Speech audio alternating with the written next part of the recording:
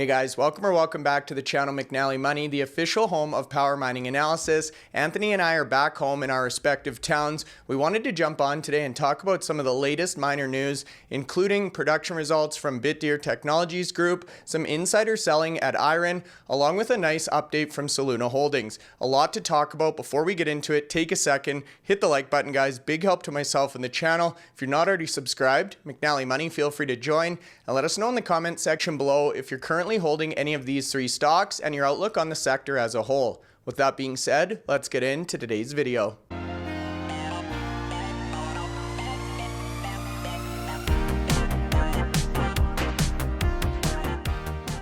All right, guys, away we go. Friday afternoon, we're back home in our respective towns, Anthony, after a action-packed week in New York. Probably one of our best conferences we've attended. Obviously put out a highlights reel or video this week. Very well received. So if you guys haven't had a chance to go in there, take a look. Essentially condensing the entire 3-day conference into an hour-long podcast with our own highlights from each presentation. Now, fast forward to today. We are starting to see some strength in the price of Bitcoin. It's retaken the 115 milestone once again, which is obviously great to see. The miners themselves, this has been an extremely profitable week for anyone invested in the Bitcoin mining space. We've covered that extensively. We're starting to see this re-rate or HPC AI re-rate come into play as planned. Bitcoin obviously helps the equation as well. Most of the miners today, with the exception of two, in the green to finish off the week. Yeah, miners are mostly in the green, as you rightly say. They're Bitdeer having a great day. They put out their announcement. We'll cover that in a bit more detail, but they're up nearly 12%. Cipher, again, 52-week highs, getting closer to that $11. It's been as high as 10.92. So again, still waiting to hear signs of a deal, but the obviously shareholders are getting a bit impatient now, and they've obviously been buying shares. Hive's having a good day. In fact, Hive's had a great week, to be honest with you, in terms of where the share price was literally just over a month ago. And DMG and IREN also making up some good numbers today. IREN, again, crossing that 9 billion market capitalization.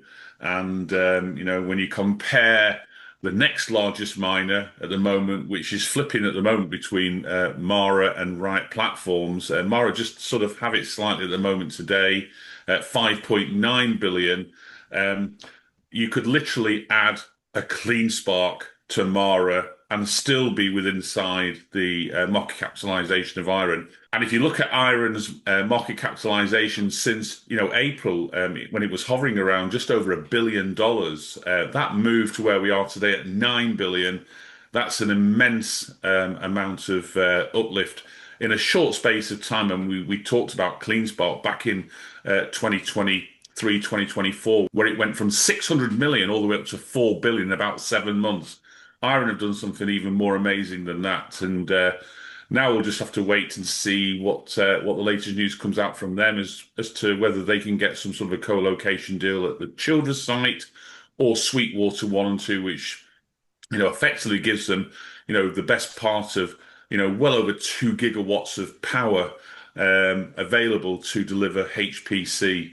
So a lot of positivity around some of these stocks. That those that have been associated with HPC have had a massive run, and it's been great to be part of seeing all these clients again back in New York through that HC Wainwright conference, getting a chance to listen to their presentations, passing that through to you through the various podcasts, and felt really positive coming back from them. Probably the best conference I've attended. Yeah, it was really nice to be able to sit down and just listen to each company in a 20-30 minute segment. But you're quite right, Anthony. The HPC AI stocks just absolutely taking off. And it sounds like essentially now all the miners have opened their mind to that strategy. There are two in the red today, Soluna and ABTC. We're going to come on to some news from them in a second as well, in addition to the IREN insider selling. Before we do, we just wanted to tell you guys about a couple surprises we had in store. We're going to be having Matt Prusak, the CEO and president, along with Asher Janut, the CEO of Hut 8. He's the executive chairman of ABTC. They're going to be on this afternoon, actually. So a nice podcast to start your weekend. And then as communicated earlier, we have Eric Jackson on Monday Obviously, going to be very interested to hear about Open Door. It surpassed $10 per share yesterday. He's also a big bull on IREN and Cipher. So some great weekend viewing for you, and then a nice one to kick off the week. Now, we wanted to bring out our trusty heat map here. This is another one seen tremendous change over the last few weeks. We showed a version of this that we put out at the start of August, essentially all red. If you look at the chart today, polar opposite, looking green except for I think 5 squares. Yeah, this is showing the various interests now in those miners that are looking to land or have already landed a deal in high performance compute. IREN, we've already explained, over 9 billion, 246% change year to date. Mara, who haven't decided to go down the HPC route, their change, they're actually in the red from the year to date, down 5% on where they were at the beginning of the year.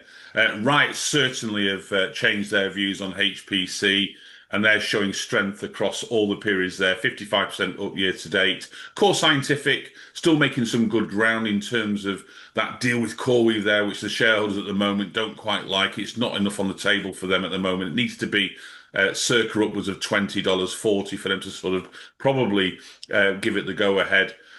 Wulf and Cipher, I mean, in terms of at the moment gaining that real momentum in literally the last month and a half. TeraWulf actually naming, a massive partner in terms of fluid stack, supported by Google. You don't get bigger than that in terms of contracting. Cipher, everyone's waiting for Tyler to announce something. He thinks he'll announce something by the end of the year. He's got two amazing sites there, Barber Lake, 300 megawatts, and Blackpool is 150 megawatts. But even Tyler said at the conference, if the deal comes through, he'll move the machines that are already located there, and they've got 600 megawatts ready to go in terms of energized power to start delivering HPC once those buildings are up and running.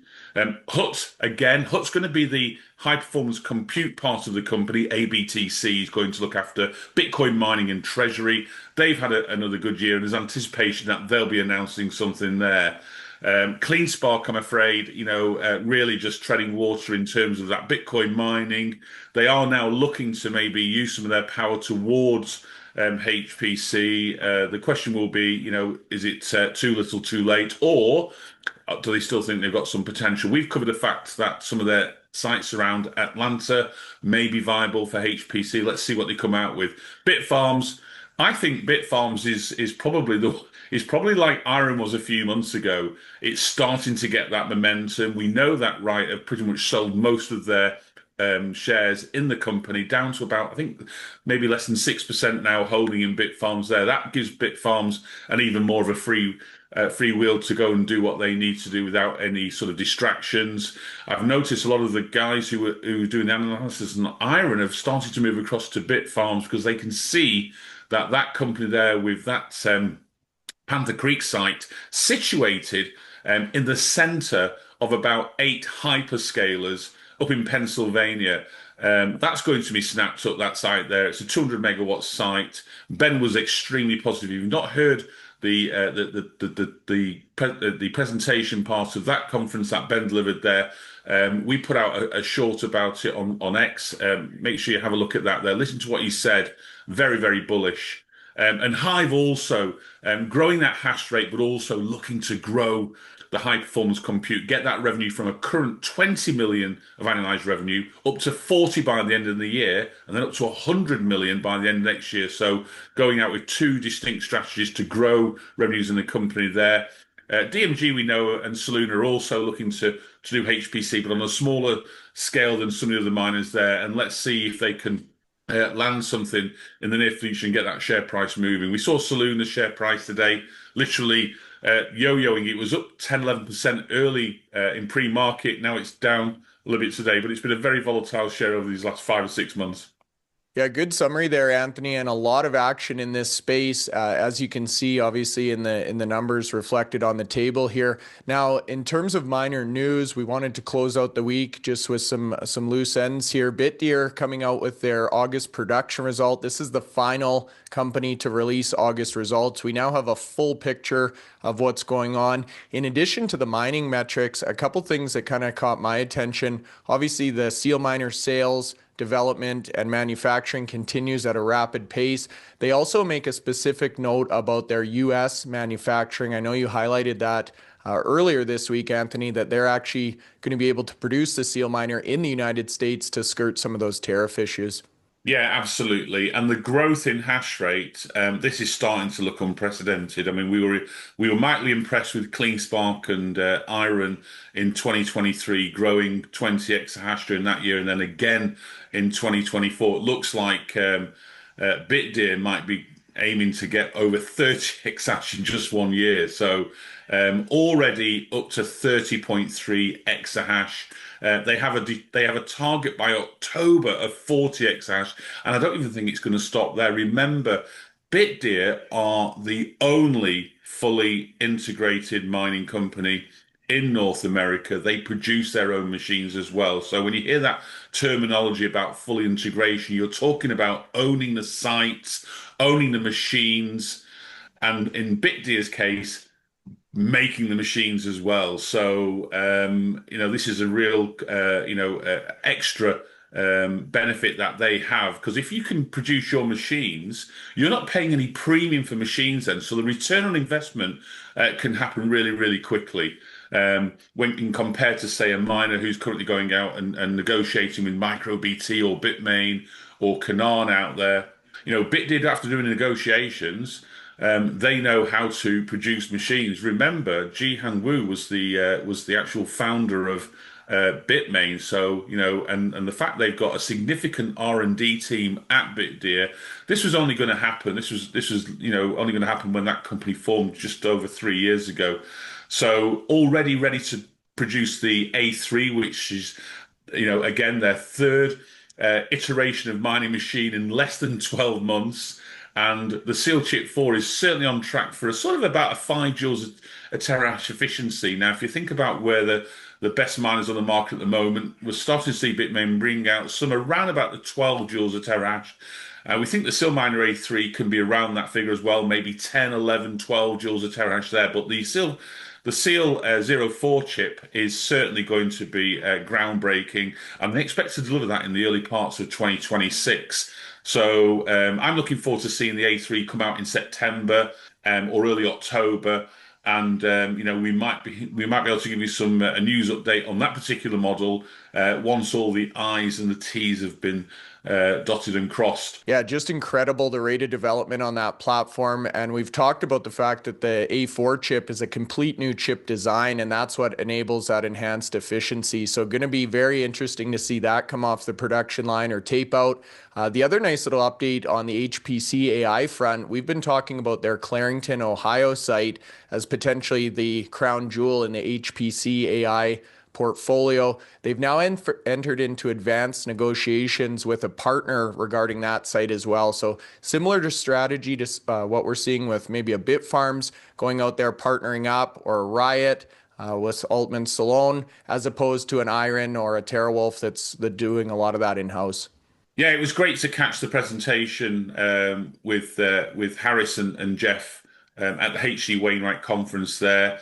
One thing we have managed to hear from them is they're looking to go out there and get a partner to go and build the data centers. These aren't Bitcoin mining data centers. These are HPC data centers and a whole new experience. And I think like the likes of Riot, likes of Bitfarms, you go out there and you partner and try and get one of the best builders of data centers aligned with you. So when you have those discussions with a potential client, there is no question about the end result of what these facilities will look like.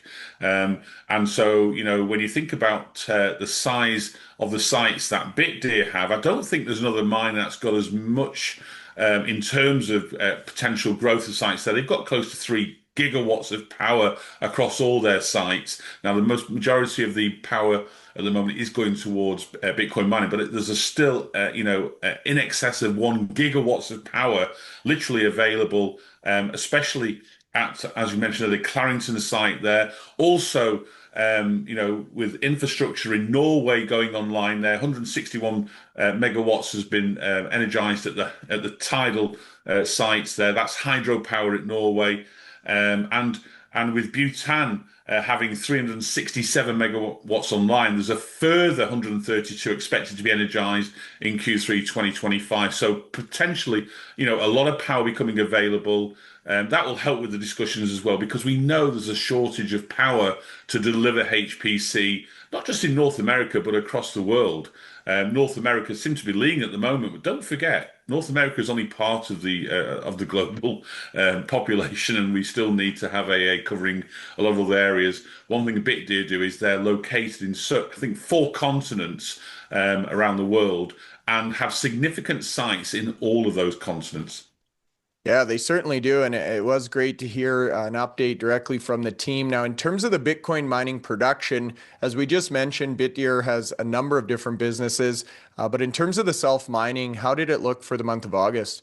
Yeah, I mean, self-mining, obviously the hash rate's grown to 30.3. And the reason they've been able to grow hash rate quickly is they're producing their own mining machines. Now, obviously, when we had Jeff on, 6 to 12 months ago, he turned around and said, look, we can either sell the machines, and they have sold between 6 and 7 exahash to customers already. In fact, zero point 0.1 exahash was shipped out in August. On top of that, already been sold there. But what they found is when the data starts coming out with the A3 miner, some of those customers who were buying the A2 have decided to defer until the A3. So most organizations will think, well, that's not great news. But in terms of Bitdeer, they've got the sites to put these miners in, and they can literally fill their sites with every mining machine that comes off the production line. So in their case, it's pretty much a win-win. They either sell them and they get a nice margin on the machine, or they install them in their sites, start delivering Bitcoin, but install them at the cost price. And that's significantly lower than what machines are available, through other manufacturers or through Bitdeer themselves, from a sales perspective there. So it's a pretty much a win-win. Now, in terms of their month production, it was a really good month itself. They mined 375 Bitcoin. That's a 33% increase on July. And the reason for that is that increase in operational hash rate all the way up from 22.3 to 30.3.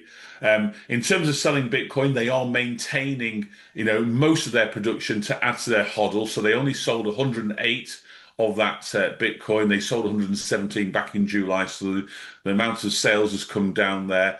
We've talked about current operational power. They've got 1.4 gigawatts operating at the moment across their sites. Remember, it's close to 2.7 gigawatts in total, which will all be energized probably in the next 12 months. That's increased by 13% just on from July itself. Miner fleet efficiency, I'm expecting the August fleet efficiency to have come down because they added, 8 exahash of their own machines then. If you think about the A2s are probably efficiency is about 16 to 17 joules a terahash. Now, they haven't updated on what that looks like. We'll go out to the company and see if they can give an update in their next monthly for September. But I've still got it down as 25.7. That's not right at the moment, not with those new machines on there. Probably edging closer to the 20 mark. And as they bring out the A3, that's certainly going to put them on the way to sort of catching up CleanSpark and IREN and Cipher in terms of having the most efficient fleet. In terms of Bitcoin per day, that's ramped up again, 33%, now mining over 12 Bitcoin a day. Remember, Hive Digital, they said when they get to their 25 exahash, they should be at 12 there. And understandably, Bitdeer with a higher operational hash rate. That didn't all occur at the start of the month. So if you think about that growth of 8 exahash, I would have implied that maybe the average operational hash rate for August was probably around 26.3, very close to that 25, which Hive are going to look at achieving by Thanksgiving. And that gives them that 12 Bitcoin per day. In terms of Bitcoin mined per exahash, 14.3, slightly less there. That could be down to a little bit of curtailment, so they're not fully utilizing their hash rate. But the hodl starts to look more impressive. They're nearly getting close now to that 2,000 Bitcoin hodl. Remember, Bitdeer were one of the last to come to the party in terms of hodl. They didn't start hodling until towards the end of last year, and they've already got up to 2,000. That's valued at the end of August now at 209 million versus 193 at the end of July. That's an 8% increase in hodl. Yeah, very strong month for Bitdeer. And again, looking forward to watching that one continue. I know Q4 was their strongest quarter last year. We'll see if that continues in 2025. Next up, and another presentation we had the privilege of taking in there in New York, Soluna. They've now broken ground on their biggest project to date. Caddy, we've got some great images, some details here, but this company really starting to scale. Yeah, this is one of their biggest projects to date. And remember, they've only got 75 megawatts operating at the moment. This project itself is 166 megawatts. It's broken down to two phases. They've actually already filled out, in terms of customers, phase one, because they're going to take on all the hash rate from the Helios site, which Galaxy currently have, as Galaxy start preparing the Helios for their deal with CoreWeave. So that's a great contract to have there, and 45 megawatts of that first 83 will be going to Galaxy, but it looks like they've already filled up the remaining amount there with other companies as well, and that will come online early in 2026. Now, the second part of the project there is a further 83 megawatts. That's planned to follow and expected to double the site's capacity, as we've already said, to 166 megawatts. And Project Caddy will be a dual-purpose facility serving both Bitcoin hosting, as we've said with Galaxy, and also the rapidly growing demand for AI and HPC workloads. Yeah, and if we consult our data center projects table or pipeline here, we've brought this one up a number of times on the channel. You can see Caddy now going from shovel ready to in construction, I suppose, but a long list on here, essentially waiting to find financing and build out partners. We've talked about that project level financing strategy that John Belizaire has really pioneered, and we would estimate or say not to bet against the fact that this company will continue to scale and move these projects forward. Now, the main event here today, this is receiving a lot of attention, obviously, on X or social media. IREN, we have some insider selling from both of the co-CEOs, Robert and Daniel. I wanted to put this into perspective a little bit, Anthony. They did sell 1 million shares each. Looks like they managed to get a fairly nice price as well. But when you zoom out, you look at the amount of shares both of these individuals hold. This really represents just a drop in the bucket. Yeah, I mean, we remember that I think it was about 18 months ago when they both had about 6 million shares in the company, which were issued at, when the company IPO'd. They sold 1 million shares then, and actually some of the reasons around those sales were given at the time there. But you've got to remember that the share price has gone from strength to strength this year. I mean, I've talked about where it was in April. You could have picked up the shares in April around just over $5 a share. Today, you won't be paying $5, you'll be paying closer to $33, $34 a day. Now, CEOs are just like, shareholders. They get issued shares. Some CEOs buy shares, and some CEOs sell shares. They're not the only ones to sell. We've gone through the likes of, senior management at Mara have been selling shares all through this year, every month, effectively a small amount of shares. We know that the CleanSpark team, they sold a lot of shares last year. I've sold shares in these companies. I've sold some shares in IREN recently and other companies as well, because the share price has done really well. We always say, when you get the ability to take a little bit of profit off the table, you do so. So, I don't have any real issues with any CEO selling shares. And I said that even when the CleanSpark team sold shares. I had an issue with them raising the ATM the day after. That was a bit of a sort of like, a morally challenging decision to make, to do that, rightly or wrongly. But if you think about what Will and Dan have done over this 3.5 years since they IPO'd, nothing less than amazing, really. They've got a company that's valued over $9 billion. No other mining companies reached $9 billion. I mean, back in 2021, Riot and Mara both got to about $8 billion during that sort of like peak of the bull cycle. But IREN's move has been really impressive, and they haven't even started yet. They haven't even announced a client for Childress or for Sweetwater, and there's over 2 gigawatts of power available at those 3 locations to deliver HPC. Now, obviously, we know that some of the share price has got a little bit of that built into it. But as soon as they do announce something more, you'll see the share price probably go even from there. And, remember, after selling that million shares, both co-CEOs have still got a little shy of under 14 million shares left. I don't blame them to take some off the table there. They're going to pay tax on what they've sold there because obviously the price of the shares has massively increased from when they were issued to them. But having some money to one side there, that might give them the sort of like help with the quality of life that they should start to become accustomed to delivering this fantastic company.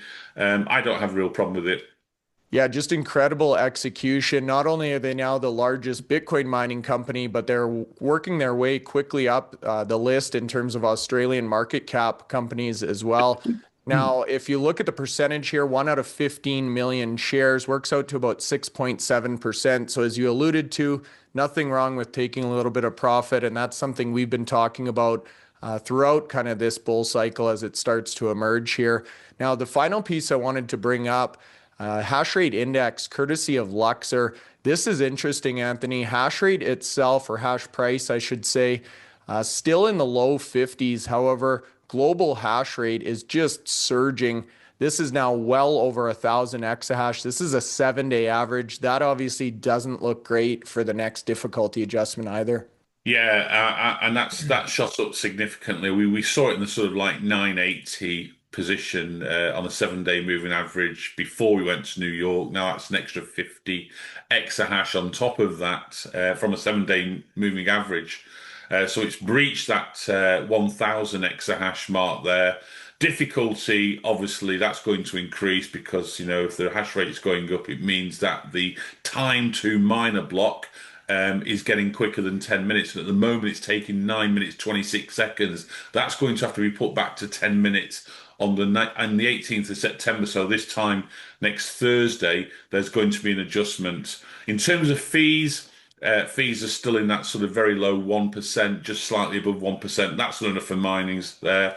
And, coming away from the conference at HC Wainwright, you can still sense from a number of miners that this particular cycle might be the last cycle for many of these miners in the Bitcoin mining space as they start to use this next 2-3 years to develop their business towards high performance compute and let that 2 to 3 years of mining give them the cash flow to help build out some of these facilities. Certainly, that sounded like the position from Riot. Get that free cash flow for the next 2.5 years there, and then determine then whether they either increase their fleet efficiency by buying new machines or they utilize those buildings that are operating as Bitcoin mining facilities at the Corsicana and Rockdale site and really put them to good use in terms of AI and HPC. And we can see from the pictures at those sites there, they've got 2 phenomenal sites, and it wouldn't surprise me if this last 3 years is the last we see of Bitcoin mining for a number of the big miners. And it is interesting how the timelines work out here in terms of the next halving and the fleet efficiency, great cash flow throwing off, as you say, to build out these AI HPC aspirations. So with that being said, again, quick reminder, we have ABTC feature special this afternoon. Then we've got Eric Jackson on Monday. Make sure you guys check out both of those interviews. Have a great weekend. Thanks so much for watching. And if you did manage to make some money in the mining space this week, make sure you hit the like button. Feel free to subscribe. Lots more alpha where that came from. We'll talk to you this afternoon with ABTC.